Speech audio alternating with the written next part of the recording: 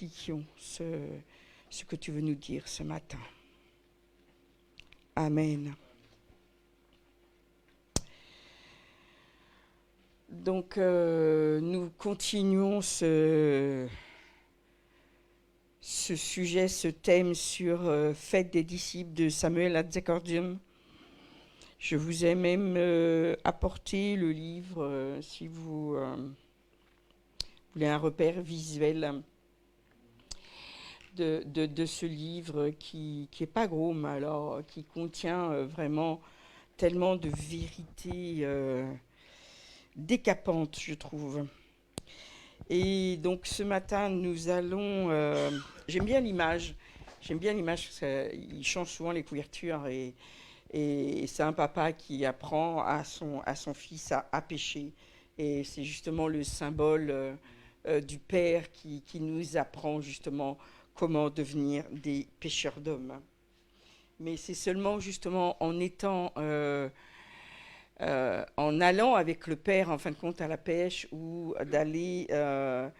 d'écouter les conseils qu'il va nous dire pour bien pêcher. Et c'est vrai que cet ordre, en fin de compte, que Jésus va donner à Pierre, qui est le plus grand des pêcheurs, il va lui dire, mais jette ton filet de ce côté de la barque, jette ton filet. Et malgré sa réticence, Pierre va dire, oui, sur ton ordre, je vais le faire. Donc nous aussi. Ce matin, le chapitre que nous allons aborder, ce chapitre me paraissait court et puis en l'étudiant, je me suis dit que ce serait trop de faire tout le chapitre en fin de compte en une seule fois. Donc on y reviendra la semaine prochaine. Nous allons parler de la sanctification du disciple. Et c'est vrai que la sanctification du disciple, eh bien, c'est un terme qui n'est pas toujours bien compris. C'est quoi la sanctification ? Donc, après la régénération, il n'y a pas une œuvre de la grâce dans la vie du disciple qui soit plus essentielle que la sanctification. Donc c'est pour ça que nous allons l'étudier. Et sans elle, il faut se demander en fin de compte si la régénération a réellement eu lieu. C'est de savoir en fin de compte si réellement je suis un chrétien. Qu'est-ce qu'est un chrétien et pourquoi Dieu nous appelle à la sanctification. Et c'est quoi se sanctifier ? C'est un mot qui cache beaucoup de choses et en fin de compte, on ne sait pas toujours ce qu'il y a derrière et chacun en fait un peu comme à sa sauce. Comme les politiques qui parlent de vérité, mais en réalité, ils mettent ce qu'ils veulent derrière ce mot-là, alors que nous savons que la vérité ne peut être qu'en Jésus seul. Et la vérité, c'est uniquement sa parole. Donc on va attaquer un sujet un peu difficile, dont je vous demande toute votre écoute. Allons-y, dans 1 Thessaloniciens 4, verset 3. 1 Thessaloniciens 4, verset 3. C'est un ordre divin, ce que Dieu veut. C'est vraiment écrit ça, hein ? 1 Thessaloniciens 4, verset 3. Ce que Dieu veut, c'est votre sanctification. Il veut votre sanctification. Donc, ce n'est pas quelque chose que Dieu donne, c'est quelque chose qu'il veut de nous. Donc, nous voyons que la sanctification vient de l'homme. Alors, on dit, oui, mais alors attends, je croyais que j'étais sanctifié et tout. On va voir tout ça. Vous savez que vos œuvres ne vous sauvent pas, ça c'est clair. Mais elles sont le fruit nécessaire et convaincant de la vraie foi qui sauve. Si vous êtes un chrétien sans les œuvres de la foi, vous ne pouvez pas dire que vous êtes un chrétien. Les œuvres prouvent que vous êtes un chrétien. Les œuvres prouvent que vous avez réellement donné votre vie au Seigneur Jésus. C'est un message plutôt abrupt, n'est-ce pas? On voit ça dans Jacques verset 2, non, Jacques chapitre 2, pardon, verset 17, Jacques 2, 17. Il en est ainsi de la foi, si elle n'a pas les œuvres, elle est morte en elle-même. Vous connaissez bien ce verset. Donc, si vous ne montrez pas par vos œuvres que vous êtes chrétien, vous n'êtes pas chrétien. C'est vos œuvres qui disent que vous êtes chrétien. Le disciple de Jésus, il a entendu ce que Jésus lui dit. C'est l'appel à marcher dans la sainteté. Vous avez tous cet appel de marcher dans la sainteté. Et c'est très très sérieux et sans équivoque. On va aller voir ça dans Apocalypse 22, verset 11. C'est vraiment l'appel que Jésus va donner à la toute fin dans sa parole, Apocalypse 22, 11. Que celui qui est injuste soit encore injuste, que celui qui est souillé se souille encore, mais que le juste pratique encore la justice, et que celui qui est saint se sanctifie encore. Donc on voit que nous devons nous sanctifier continuellement. On n'a pas une sanctification qui nous tombe comme ça quand nous donnons notre vie au Seigneur Jésus. Et c'est pour ça que souvent dans l'annonce de l'Évangile, il y a une ambiguïté. Et je vais justement vous donner cette clarté à propos de la sanctification. Donc on va faire déjà une petite mise au point concernant la sanctification. La sanctification, ce n'est pas la perfection, déjà. Hein? La sanctification, ce n'est pas la perfection. Nul n'est parfait, sauf Jésus. C'est clair. Mais la sanctification, en fin de compte, elle exprime une soif profonde de la perfection. Vous voyez, on va tendre vers la perfection. La sanctification en nous, c'est vraiment quelque chose qui doit brûler pour aller vers la perfection, pour être comme Jésus était sur cette terre. Évidemment, cette perfection ne se réalisera que quand nous serons définitivement auprès du Seigneur, ça c'est clair. Mais il faut faire cette précision que la sanctification, elle ne doit pas être confondue avec la conversion. Et c'est souvent le problème. On confond les deux. On se dit, ça y est, je me suis converti, je suis sanctifié, blam, ça y est, je suis net, je suis propre, je suis clean. Quoi que je fasse. Non, la sanctification, elle s'adresse aux chrétiens. Donc Dieu t'appelle à te sanctifier. La conversion, elle est pour l'inconverti, c'est clair. La sanctification, elle vise le caractère et la conduite du chrétien. On va chercher vraiment à se sanctifier dans notre caractère. On va chercher à changer dans notre caractère et dans notre conduite de tous les jours. Alors que la conversion, elle traite le problème du péché chez l'inconverti. C'est deux choses complètement différentes. Donc, la sanctification, c'est pas l'abandon graduel du péché. Là, écoutez-moi bien, c'est très très précis. C'est là où on fait souvent la confusion. La sanctification, c'est pas l'abandon graduel du péché chez le chrétien, mais sa transformation à l'image de son Sauveur. C'est-à-dire que on va, quand on donne notre vie à Jésus, d'accord, on est sanctifié. Et c'est là qu'on détermine, je ne veux plus pécher, je veux abandonner mes péchés. C'est là qu'on détermine.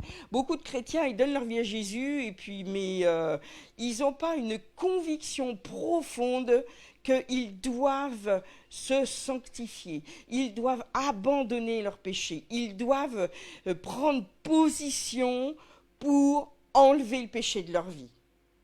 La sanctification, elle démarre ce jour-là lors d'une véritable conversion.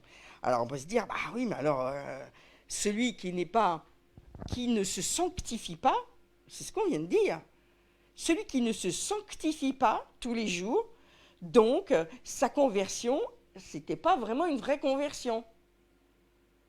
Vous voyez, c'est un message qui est très, très incisif, je dirais.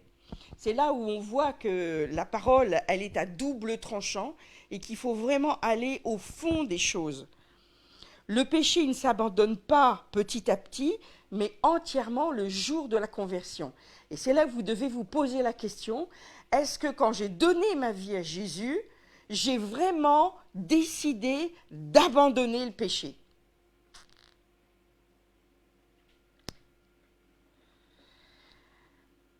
C'est vraiment là que ça se passe. Tout se passe là. Et c'est pour ça qu'on voit que les chrétiens, en fin de compte, ne sont pas radicaux. Ils ne vont pas faire tout ce qu'il faut pour se détacher du péché. Ils ne vont pas faire tout ce qu'il faut pour suivre ce que le Seigneur Jésus va leur demander de faire jour après jour. Nous devons vraiment repenser à ce qui s'est passé. Et ce qui est bien avec le Seigneur, c'est qu'il n'est jamais trop tard. Si aujourd'hui vous entendez ce message et que vous vous dites waouh, j'ai loupé un truc quelque part là, il faut vraiment vous remettre devant le Seigneur et dire non, je refuse le péché. Je refuse que je sois dominé par les péchés. Je refuse ça. Je veux vivre comme le Seigneur me demande de faire. Donc normalement, nous avons pris cette décision radicale de nous repentir de notre péché, c'est-à-dire de confesser, mais aussi d'abandonner les péchés.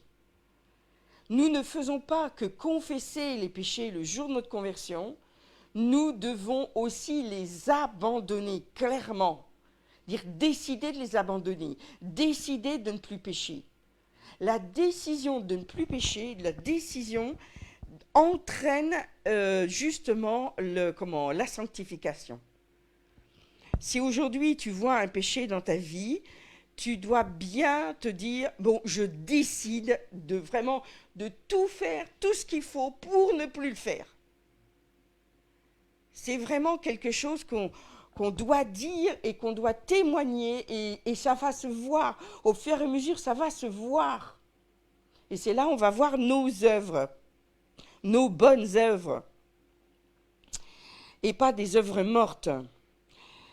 Et c'est comme ça justement que nous sommes complètement pardonnés pour vivre une vie totalement sainte en Dieu. Et souvent, on ne nous explique pas ça quand nous nous convertissons. On va édulcorer en fin de compte parce qu'on veut tellement que la personne dise oui, viens à Jésus, qu'on ne lui explique pas qu'elle doit vraiment se détacher de tout ce qui est péché. Voyons ça, dans Proverbe 28, 13, Proverbe 28, 13, ce que Dieu déclare. C'est vraiment un verset marquant. Proverbe 28, 13. Celui qui cache ses transgressions ne prospère point. Si vous cachez quelque chose aux uns et aux autres, essayez de cacher quelque chose à Dieu, ça c'est impossible, alors de toute façon, il le sait. Hein. Mais si vous vous cachez, si vous vraiment vous minimisez, se cacher c'est ça aussi, c'est minimiser le péché. Dire oh, mais se trouver des excuses quoi. Hein. Donc, en fin de compte, vous n'allez pas prospérer. Tôt ou tard, tout ce que vous faites va se casser la figure. Vous perdez les bénédictions de Dieu. Mais celui qui les avoue et les délaisse obtient miséricorde. Donc ça c'est formidable parce que Dieu va nous guider pour dire mais dis-le, avoue-le et délaisse-le. Tourne-toi définitivement vers la sanctification. Donc on peut en déduire déjà, c'est qu'une personne qui se déclare convertie, mais qui continue à vivre dans le péché, la question qu'on se pose, est-elle vraiment chrétienne? C'est pas biblique. si tu continues à vivre dans le péché, si tu continues à te trouver des excuses et à ne pas vivre comme Dieu te le demande, selon la parole de Dieu, c'est pas moi qui le dis, selon la parole de Dieu, on va voir ça dans 1 Corinthiens 5 et 1 Corinthiens 6, c'est que quelque chose n'a pas été complet dans ta conversion. 1 Corinthiens 5, verset 11-13. Maintenant, ce que je vous écris, c'est de ne pas avoir des relations avec quelqu'un qui, se nommant frère, est impudique, ou cupide, ou idolâtre, ou outrageux, ou ivrogne, ou ravisseur, de ne pas même manger avec un tel homme. Donc on voit bien qu'il y a des chrétiens, des personnes du moins, qui se disent chrétiennes, mais qui continuent à vivre dans le péché. Et Paul exhorte les Corinthiens à ne même plus les fréquenter, ces personnes-là. Je me dis que plus personne fréquenterait plus personne dans les églises d'aujourd'hui. Parce qu'on a un tel laxisme par rapport au péché qu'en fin de compte, on ne fréquenterait personne. C'est pas normal que le péché règne dans une église. Il y a quelque chose qui ne va pas. Il y a quelque chose qui ne va pas. On continue au verset 12. Qu'ai-je en effet à juger ceux du dehors? N'est-ce pas ceux du dedans que nous avons à juger? Pour ceux du dehors, Dieu les juge. Ôtez le méchant du milieu de vous. Et Paul va loin parce qu'il dit, celui qui pêche, prends la porte. Tu veux pas changer? Tu veux pas délaisser ton péché? Tu veux continuer à vivre comme avant? Prends la porte, t'as rien à faire dans l'église du Christ. Waouh! Je me dis que les pasteurs mettraient les 3/4 des personnes à la porte.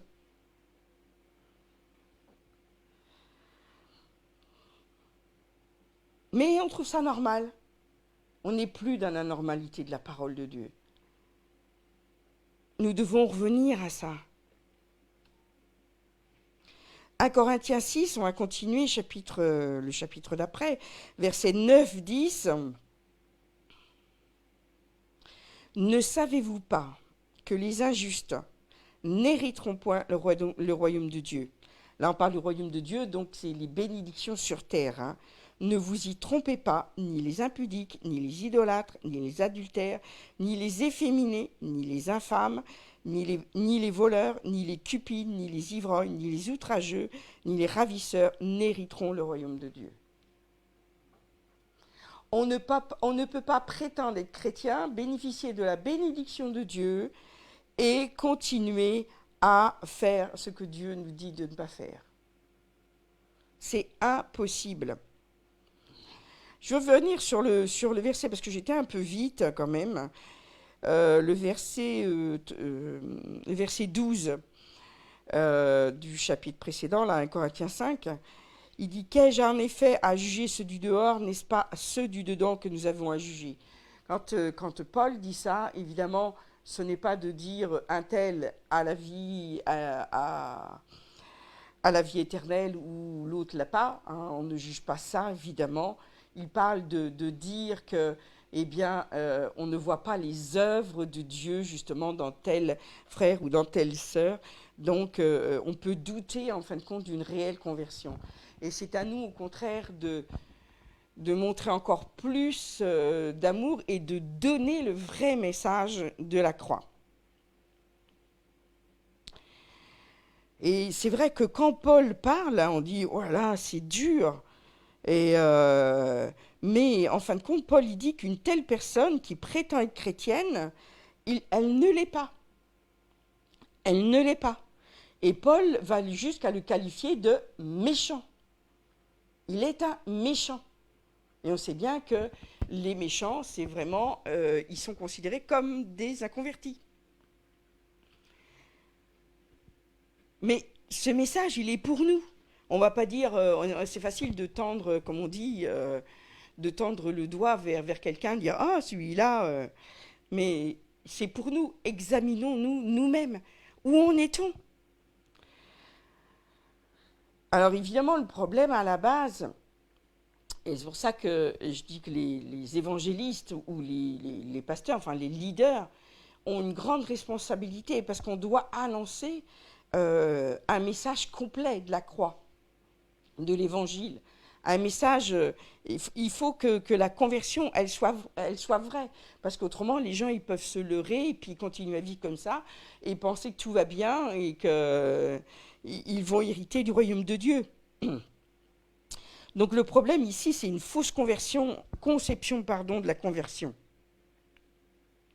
Ce dont nous avons besoin, c'est de nous repentir et de nous convertir complètement. Et c'est là justement la nécessité absolue d'une repentance. La repentance, c'est se détourner du mal, hein, c'est faire le bien et rentrer dans son appel. On a besoin quelquefois de reprendre pied, de reprendre un vrai départ dans notre vie chrétienne. Et me dire, ah bah, non, là, en fin de compte, je vis un peu comme ceux du monde. Sauf que, bon, je ne vais pas faire de grands péchés, je vais pas. Mais on voit qu'il y a quand même quelque chose qui ne va pas dans nos vies. Alors, que doit faire le chrétien qui pêche ? C'est une bonne question parce qu'on voit bien qu'on tend vers la sanctification, qu'on ne sera jamais parfait, qu'en Christ, quand on sera auprès de lui, mais qu'est-ce qu'on fait alors ? Comment on peut agir ? Alors, c'est vrai qu'il faut préciser que tout chrétien pêche. Ça c'est clair, tu ne peux pas te dire, moi je suis nickel. Mais le péché dans notre nouvelle vie, il doit rester un accident. Le péché, il doit rester quelque chose d'involontaire. C'est quelque chose dont on doit se défaire. Et le péché, quand on pêche, quand on se rend compte qu'on pêche, alors on peut pécher par ignorance quand on est jeune converti, on ne sait pas ce que Dieu veut, on ne sait pas ce qui est écrit dans sa parole. Ça c'est ok. Justement, ça c'est le message où on doit vraiment apprendre à savoir ce que Dieu veut. Ok, ça, il n'y a pas de problème.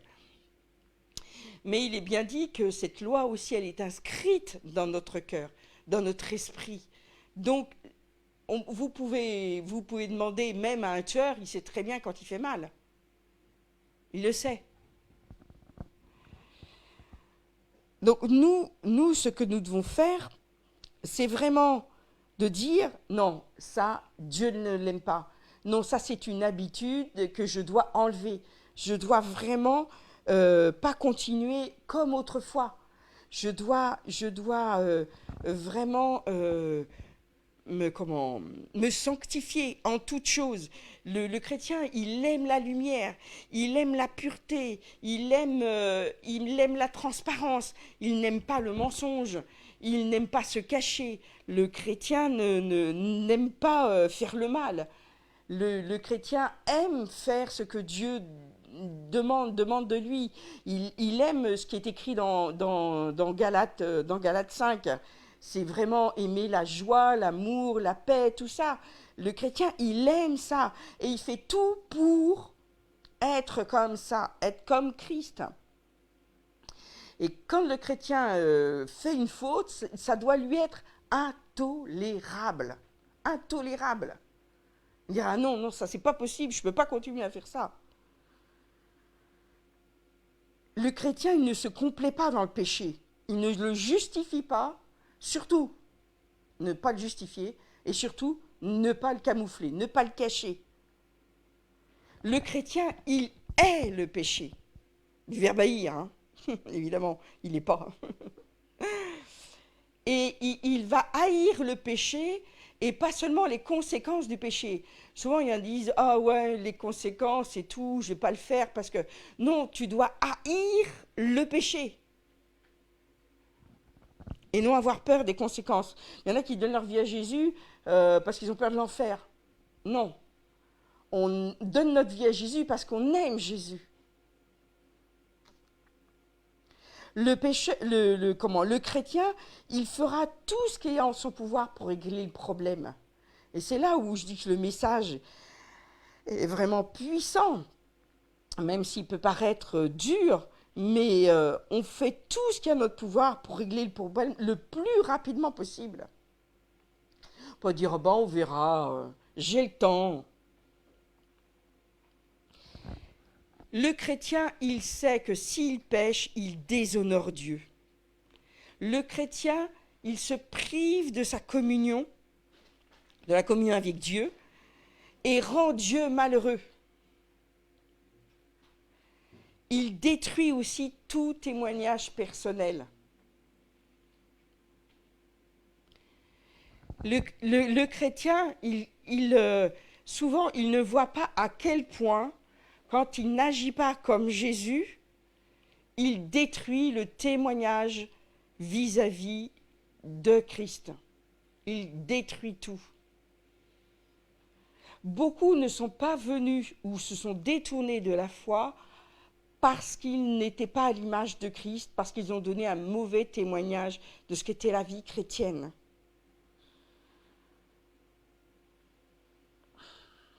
On va voir dans 1 Jean 2, verset 1-2.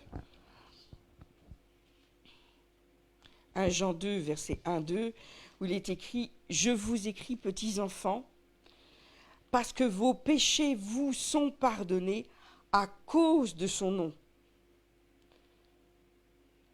Nous voyons que nos péchés vont être pardonnés à cause du nom de Jésus. Et nous, on bafoue le nom de Jésus quand on pêche. Donc, nous devons vraiment revenir à la sanctification. Nous devons vraiment revenir à une vie sainte, à une vie qui honore Dieu, à une vie où on est en communion permanente avec Dieu, à une vie où nous donnons un témoignage réel que Jésus vit en nous. On voit Christ en nous. Et nous avons l'assurance de que lorsque nous avons péché, nous sommes pardonnés. On voit ça dans 1 Jean 1,9. On est pardonné comment? Quand nous confessons notre péché et quand nous l'abandonnons. Il ne suffit pas de dire « Oh, pardon Seigneur, j'ai menti, j'ai caché les choses. » Non, il ne suffit pas de dire ça. Il faut aussi abandonner le péché. Dans 1 Jean 1,9, il est dit « Si nous confessons nos péchés, il est fidèle et juste pour nous les pardonner et pour nous purifier de toute iniquité. » Donc, la demande de pardon, en fin de compte, ce n'est pas simplement la confession, c'est aussi se détourner du péché. Et Dieu, il a prévu un moyen de purification et de restauration pour que le chrétien retrouve une communion parfaite avec son Père Céleste. C'est dans 1 Jean 1,7. On reste dans 1 Jean 1,7. Mais si nous marchons dans la lumière, comme il est lui-même dans la lumière, nous sommes mutuellement en communion et le sang de Jésus, son Fils, nous purifie de tout péché. Donc quand nous cherchons à être en communion parfaite avec Jésus, quand nous restons vraiment près de lui, justement, quand nous faisons ce qu'il nous dit de ne pas faire et de faire, eh bien là, on est mutuellement en communion avec Christ et nous pouvons être purifiés de tout péché. Mais tout cela, ça vient d'une décision d'abandonner le péché.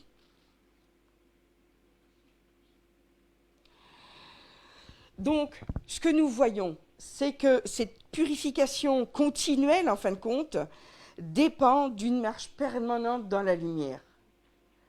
Nous ne devons pas nous cacher et nous cacher à nous-mêmes et aux autres, qu'il y a des choses dans notre vie qui ne sont pas conformes à sa parole. Nous devons les mettre à la lumière. Et quand nous marchons dans cette purification, eh bien, il nous accorde la joie de maintenir une communion intime avec Dieu le Père. Beaucoup ne comprennent pas pourquoi ils ne sont pas en communion permanente avec Dieu le Père. C'est parce qu'ils marchent dans le péché, ils marchent dans les ténèbres. Et les ténèbres et la lumière, ça ne peut pas aller. Ça ne peut pas marcher. Par conséquent, la repentance de ce chrétien, elle est sincère s'il confesse, mais s'il abandonne radicalement le péché. Et là, il pourrait être relevé par Dieu, et là, il aura une conscience purifiée. Parce que quand nous péchons, notre conscience nous accuse, dit la parole de Dieu. Elle nous accuse. Et puis on a beau essayer de faire taire cette petite voix, elle revient à la charge et elle nous accuse. Mais quand nous nous repentons sincèrement, quand nous nous détournons du péché, eh bien là, on a la certitude du pardon de Dieu. Beaucoup de personnes n'ont pas cette certitude que Dieu les a pardonnés. C'est parce qu'ils ne se sont pas détournés sincèrement du péché.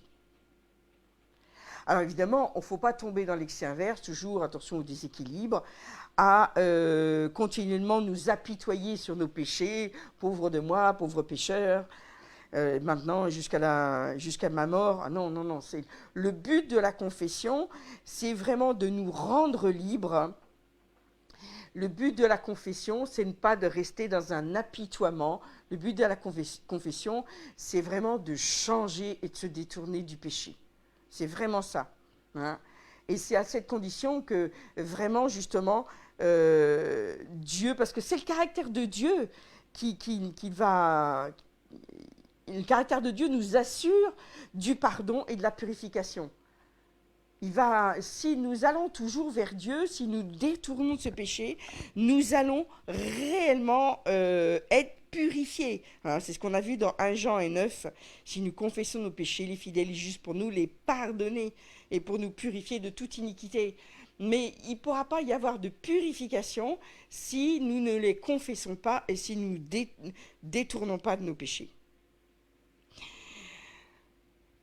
Et nous pouvons avoir l'assurance, justement, parce que Dieu le dit dans sa parole, que Dieu est fidèle, et c'est pourquoi nous pouvons nous fier à ses promesses. On va aller voir dans Jérémie une promesse qui est vraiment importante. Jérémie 31, verset 34. Jérémie 31, verset 34. Celui-ci n'enseignera plus son prochain, ni celui-là son frère. Hein, c'est une parole prophétique que nous vivons, nous, actuellement, puisque c'est le Saint-Esprit qui nous enseigne. Même s'il y a des enseignants, comme aujourd'hui, je le fais devant vous, ce n'est pas moi qui vous convainc. Un enseignant ne peut pas convaincre de péché. C'est le Saint-Esprit qui vous convainc en entendant la parole de Dieu. Ce n'est pas la même chose.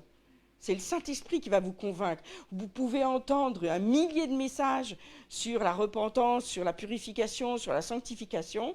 Si vous n'écoutez pas le Saint-Esprit vous convaincre que vous devez changer, vous ne changerez pas. Donc Jérémie 31-34 nous dit « Celui-ci n'enseignera plus son prochain, ni celui-là son frère en disant « Connaissez l'Éternel ». Car on sait très très bien que maintenant c'est par le Saint-Esprit qu'on le connaît, car tous me connaîtront, depuis le plus petit jusqu'au plus grand, dit l'Éternel, car je pardonnerai leur iniquité et je ne me souviendrai plus de leurs péchés. Quand nous connaissons Dieu, il est normal de se détourner de péché, il est normal de vouloir se sanctifier. Or, le mot sanctification est presque un gros mot, dans le langage des chrétiens, c'est pour certaines personnes qui vont le faire et pas pour le chrétien lambda. C'est faux, c'est complètement faux. C'est pour tous. Et Jésus, par sa mort, il a déjà subi le châtiment que nous méritions.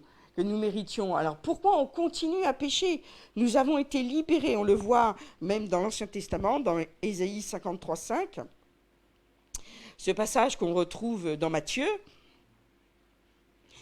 Ésaïe 53:5, mais il était blessé par nos péchés, brisé par nos iniquités.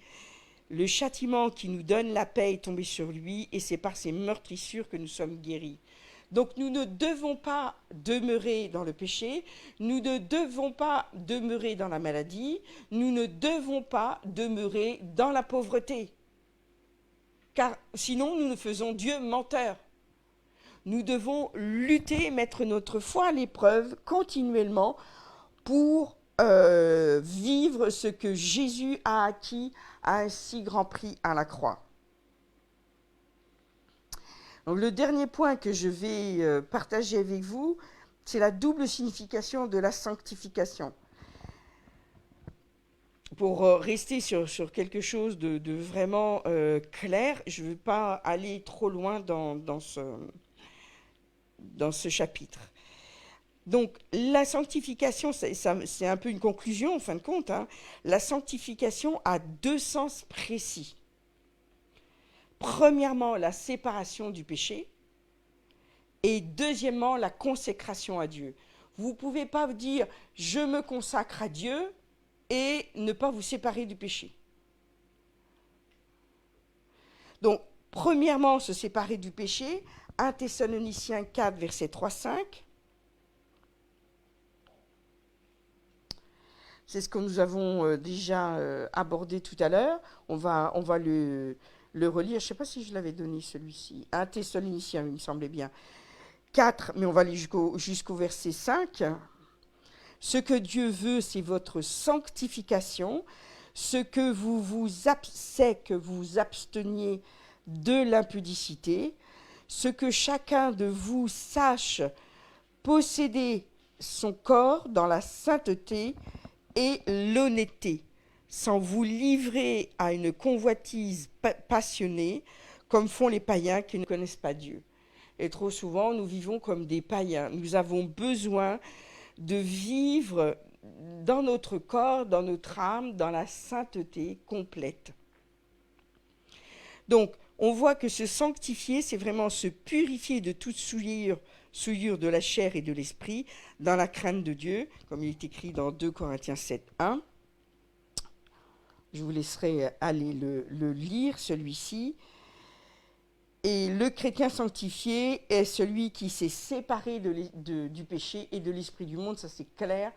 On doit se séparer de l'esprit du monde. Trop de chrétiens vivent selon l'esprit du monde. Trop de chrétiens sont à la merci de se dire ils font tous comme ça, moi aussi je peux faire comme ça, c'est pas trop grave. J'ai tué personne, j'ai pas volé une banque, hein, donc bon, c'est pas si grave que ça. Hein. Le chrétien sanctifié, il doit se séparer du péché de l'esprit du monde, de son moi égoïste aussi. Un chrétien qui est égoïste, c'est pas possible, c'est pas un chrétien. Un chrétien qui pense toujours à lui, qui ramène toujours à lui, on en a parlé dimanche dernier, c'est pas un vrai chrétien. Et comme il n'y a pas de demi-chrétien, ou il est chrétien ou il n'est pas chrétien. Et un chrétien sanctifié, il se sépare de tout ce qui voudrait l'éloigner de son sauveur. Dans le péché, il inclut aussi ce que nous devons faire pour Dieu. Hein. Donc, je rappelle, la sanctification a deux sens précis, la séparation du péché, vous avez bien compris ce que j'ai dit, et la sanctification aussi, c'est la consécration à Dieu. Alors, c'est quoi la différence? Comment on fait ça? Colossiens 3, verset 23-24. Colossiens 3, verset 23-24. Et j'aime ce verset, vraiment, j'aime ce verset. Tout ce que vous faites. Colossiens 3, verset 23-24. Tout ce que vous faites, faites-le de bon cœur, comme pour le Seigneur. Ça, c'est un verset merveilleux, et non pour les hommes. Je ne fais rien pour les hommes, je le fais pour Dieu. Quoi que je fasse, sachant que vous recevrez du Seigneur l'héritage pour récompense, servez Christ le Seigneur. Vous vous rendez compte que si vous faites tout ce que vous faites au quotidien, si vous le faites pour le Seigneur, vous servez Christ. Beaucoup veulent servir Christ au quotidien. Tout ce que tu fais, fais-le comme pour Jésus. Donc une personne sanctifiée est totalement consacrée au Seigneur. C'est ça une personne sanctifiée. C'est une personne pas seulement qui se détourne du péché, c'est une personne qui va faire tout pour le Seigneur au quotidien, qui va chercher à lui plaire, non seulement à l'église, mais dans tous les domaines de sa vie, que ce soit dans le foyer, que ce soit à l'église, que ce soit dans les loisirs, il va faire tout pour le Seigneur. On ne fait pas des choses qui déplaisent au Seigneur. Le chrétien sanctifié, il va toujours avoir cette prière constante hein, que ta volonté soit faite.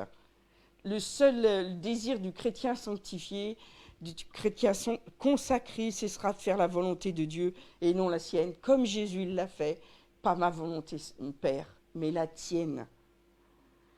On n'oublie pas justement, comme cette image sur le livre, un disciple, il est soumis à son maître et à sa parole, et il cherche à lui obéir en toutes choses.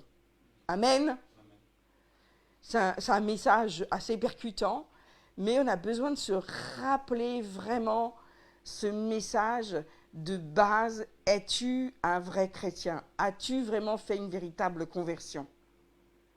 Donc, ce n'est pas un message de condamnation, c'est un message vraiment d'exhortation pour nous remettre vraiment dans les sandales de Jésus, pour marcher comme lui, il a marché sur cette terre et pour faire ses œuvres. On est dans une dimension où on est un véritable témoignage de Christ en nous. Prions ensemble. Merci Seigneur, vraiment, je te loue Père parce que c'est quelque chose que nous devons avoir toujours devant les yeux, de nous sanctifier, de nous détourner du péché. Et vraiment Seigneur, je te remercie de nous avoir remis ce message sur nos cœurs afin que nous puissions marcher droitement comme toi Seigneur, tu as marché sur cette terre, et de faire tes œuvres Seigneur. Que nous soyons vraiment des chrétiens pour qui la sanctification est normale, pour qui vraiment notre cœur crie vers la sanctification et vers la consécration. Te servir, Seigneur, c'est vraiment au quotidien, c'est vraiment marcher dans la lumière et non dans les ténèbres. Alors je te loue, Saint-Esprit, vraiment de nous ramener sans cesse, de nous convaincre que ce que nous faisons n'est pas la volonté de Dieu, et de nous mettre vraiment dans ce chemin étroit et resserré qui est ta vie éternelle, qui est ton salut. Merci Père. Merci Père pour ta bonté. Merci Jésus pour ton sacrifice justement qui nous amène à pouvoir marcher comme toi. Merci Seigneur. Gloire à toi. Amen. Amen, amen. J'ai bien aimé les chants justement qui nous ont amenés vers Saint, Saint, Saint et le Seigneur, et que nous soyons saints comme lui est saint.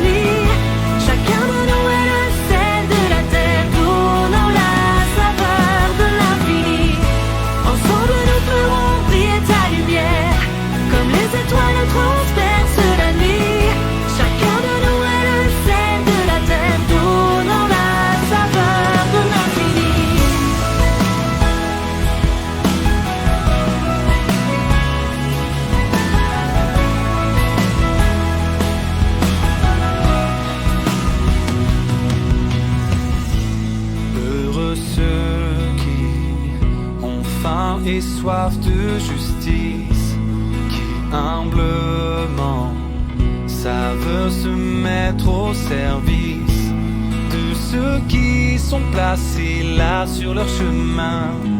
C'est ainsi que nous brillerons. Avec ton esprit nous irons.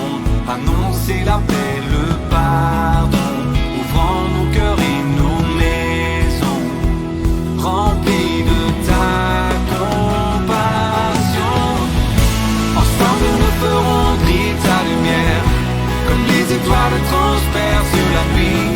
Chacun de nous est le sel de la terre, donnant la saveur de l'infini. Ensemble nous ferons briller ta lumière, comme les étoiles transpercent la nuit. Chacun de nous est le sel de la terre, donnant la saveur de l'infini.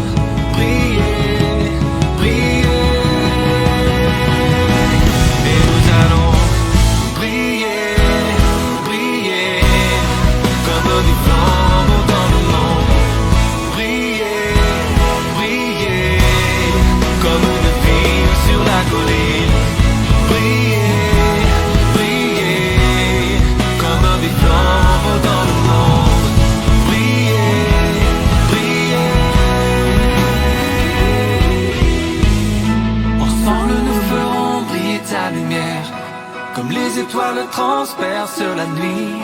Chacun de nous est le sel de la terre, donnant la saveur de l'infini.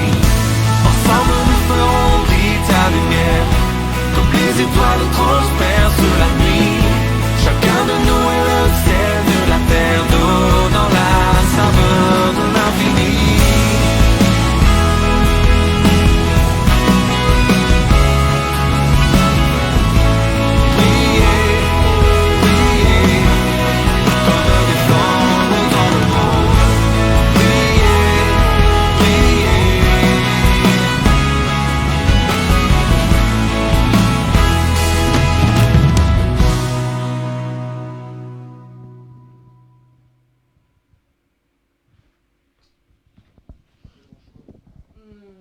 C'est vraiment magnifique, je ne connaissais pas du tout. Je vois que je connais, c'est une vienne de l'église de l'Est de la France, de Franche-Comté. Ah bon? Ouais, comme par hasard, j'étais dessus. Tu sais, Joshua pas, on est ensemble. Ils vont faire découvrir chaque église, ce qu'ils veulent. Une église,